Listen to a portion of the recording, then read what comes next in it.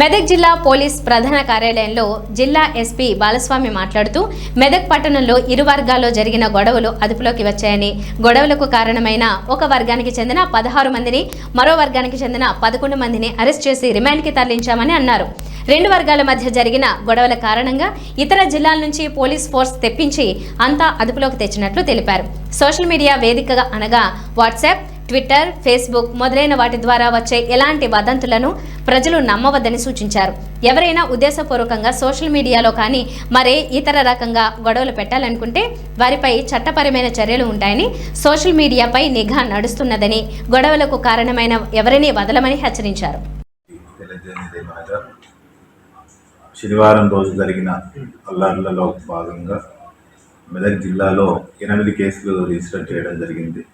దీనికి సంబంధించి ఇప్పటి వరకు మొత్తం 27 మందిని అరెస్ట్ చేసి రిమాండ్ చేయడం జరిగింది.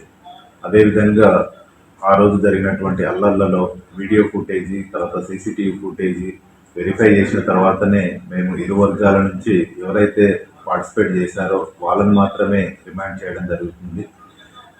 అనవసరంగా వాట్సాప్లల్లో, సోషల్ మీడియాలల్లో ఒకే వర్గానికి చెందిన వాళ్ళను రిమాండ్ చేస్తున్నారని లేదా విధ్వంసకర పోస్టులు పెట్టడము ఇది మంచిది కాదు.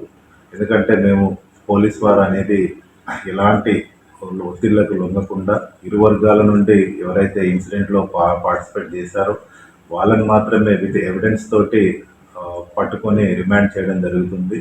ఇంకా ఇట్లాంటి పుకార్లు అనేటివి సోషల్ మీడియాలో పుట్టించవద్దని, ప్రజలందరూ కూడా సామరస్యంగా మెలగాలని, వారి దృష్టికి ఎవరైనా తప్పుడు పర్సన్ని మేము తీసుకొచ్చినట్టు ఎవరైనా అనుమానం ఉంటే వాళ్ళు ఇమ్మీడియట్గా జిల్లా ఎస్పీకి ఇన్ఫార్మ్ చేయవచ్చు. వాటిని ఎవిడెన్స్తో పాటు వెరిఫై చేసి అతని ఇన్వాల్వ్మెంట్ లేకపోతే కంపల్సరీగా వదిలేస్తాము.